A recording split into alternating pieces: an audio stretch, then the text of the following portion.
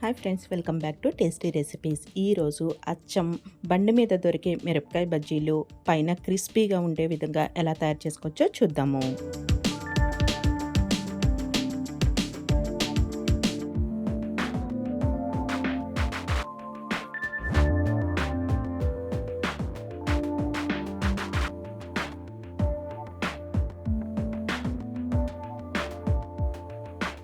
మిరపకాయ బజ్జీలే కదా, రోజు ఇంట్లో చేసుకునేవే కదా అనుకుంటాం, కానీ ఒక్కొక్క దగ్గర ఒక్కొక్క టేస్ట్ ఉంటుందండి. ఇలా మిరపకాయ అంతా వేగినది ఒక టేస్ట్ ఉంటుంది, మిరపకాయ లోపల ఉడుకుతుంది కదా, అది ఒక టేస్ట్ ఉంటుంది.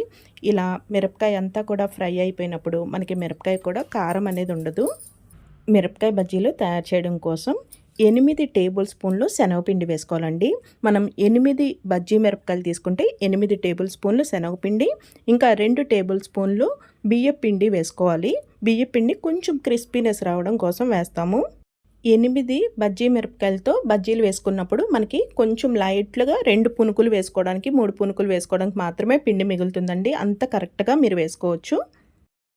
8 టేబుల్ స్పూన్లు శనగపిండి, 2 టేబుల్ స్పూన్లు బియ్యపిండి, ఇంకా దీనిలోకి పావు టీ స్పూను బేకింగ్ సోడా మరీ ఎక్కువ వేసినా బాగా నూనె ఎక్కువ పీల్చేస్తుంది. ఇంకా అర టేబుల్ స్పూను వాముని ఒకసారి చేతిలో ఇలా వేసుకుని ఇలా నలిపినట్టయితే ఆ వాము ఫ్లేవర్ బాగుంటుంది. వాము పొడి కాకుండా ఇలా నలుపుకుని వేసుకుంటేనే బాగుంటుంది. ఇంకా ఒక అర టీ స్పూన్ వరకు ఉప్పు వేసుకుని కలుపుకోవాలి. ఇవన్నీ ఒకసారి ఉండలు లేకుండా కలుపుకోవాలి. శనగపిండి మెత్తగా ఉంటుంది కాబట్టి కొంచెం ఉండలు ఉంటాయి, అందుకని ముందు ఒకసారి ఇలా చేత్తో కలిపేసుకోవాలి. ఇంకా దీనిలోకి ఒక పావు టీ స్పూన్ వరకు పసుపు మనం ఈ బజ్జీలు కలర్ కోసమే వేస్తామండి. పసుపు వద్దు అంటే స్కిప్ చేసేయచ్చు. ఇలా ఒకసారి మళ్ళీ కలిపేసుకుని దీనిలోకి కొంచెంగా నీళ్లు వేసుకుంటూ పిండిని కొంచెం గట్టిగానే కలుపుకోవాలండి. మనం మామూలుగా జారుగా కలుపుకుంటాం కదా, అలా కాకుండా కొంచెం గట్టిగా కలుపుకోవాలి. చూసారు కదా, పిండి కన్సిస్టెన్సీ ఈ విధంగా ఉండాలి. ఇంత గట్టిగా ఉంటేనే మనకి బజ్జీలకి ఆ పిండి అనేది చక్కగా కోట్ అవుతుంది. మిరపకాయకి పిండి ఒకవైపు మాత్రమే వేస్తాము. ఎటువైపు అయితే కట్ చేసి ఉన్నదో అటువైపు పిండి అంటుకోకుండా చూసుకుంటాము, అందుకని ఈ మాత్రం గట్టిగా ఉండాలి. ఇప్పుడు మిరపకాయ బజ్జీలు వేయడానికి బజ్జీ మిరపకాయలు విడిగా ఉంటాయి కదండి, ఆ మిరపకాయలని ఇలా మధ్యలోకి కట్ చేసుకుని గింజలు తీసేసుకోవాలి. కొంచెం కారం ఉంటుంది కదా, అందుకని గింజలు తీసేసుకుంటే ఆ స్పైసీనెస్ అనేది తగ్గుతుంది.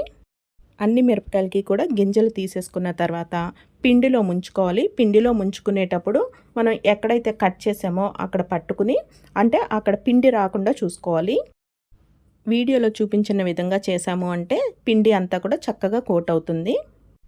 ఈ బండి మీద దొరికే బజ్జీలు ఈ స్టైల్లో చేసుకోవాలి అనుకుంటే పిండి బజ్జీ అంటే మిరపకాయకి మొత్తానికి అంటుకోకూడదండి. కొంచెం ఆ మిరపకాయ అనేది కనిపిస్తూ ఉంటేనే ఆ మిరపకాయ కూడా ఫ్రై అవుతుంది, అప్పుడు క్రిస్పీగా ఉంటుంది. అలాగే మిరపకాయ కూడా కారం కూడా తగ్గిపోతుంది.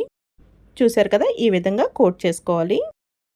బజ్జీలు డీప్ ఫ్రై చేయడం కోసం నూనెని వేడి చేసుకుని దీంట్లో కొంచెం శనగపిండి వేసుకుని చెక్ చేసుకోవాలి. నూనె బాగా కాగిన తర్వాత కోట్ చేసుకున్న మిరపకాయల్ని వేసేసుకోవాలి. మిరపకాయల్ని ఆయిల్లో వేసిన వెంటనే కదపొద్దండి. అడుగున మనం పిండి ఏదైతే కోట్ చేసామో ఆ పిండి కొంచెం వేగిన తర్వాత అప్పుడు టర్న్ చేసుకోవాలి.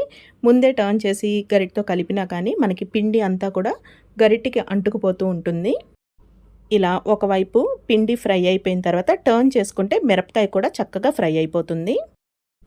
ఇదే విధంగా మిగిలిన వాటిని కూడా 2 వైపులకి కూడా టర్న్ చేసుకుని మిరపకాయని కూడా బాగా ఫ్రై చేసుకోవాలి. చూసారు కదా, మిరపకాయ కూడా చక్కగా ఫ్రై అయిపోయింది. ఇలా ఫ్రై అయితే మనకి ఈ మిరపకాయ బజ్జీ కారం కూడా ఉండదు. ఇవి మనం పప్పు, సాంబార్ లాంటి వాటిలోకి కాంబినేషన్గా తినడానికి, ఈవినింగ్ స్నాక్స్కి కూడా చాలా బాగుంటాయి. ఈ మిరపకాయ బజ్జీల్ని ఫ్రై చేసుకునేటప్పుడు పిండి మనకి పచ్చి లేకుండా బాగా ఫ్రై చేసుకున్నాం అనుకోండి, ఇవి 2-3 రోజులు కూడా నిల్వ ఉంటాయి. చూసారు కదండి, బండి మీద దొరికే క్రిస్పీ మిరపకాయ బజ్జీలు రెడీ అయిపోయినాయి. మిరపకాయ బజ్జీలు ఒక్కొక్క బండి దగ్గర ఒక్కొక్క టేస్ట్ ఉంటుంది కదండి. మరి ఈ టేస్ట్ని కూడా ఒకసారి ట్రై చేసి చూడండి. అలాగే ఈ రెసిపీ మీకు నచ్చినట్టయితే ఫ్రెండ్స్కి, ఫ్యామిలీ మెంబర్స్కి షేర్ చేయడం మర్చిపోకండి. Thank you for watching food tree channel.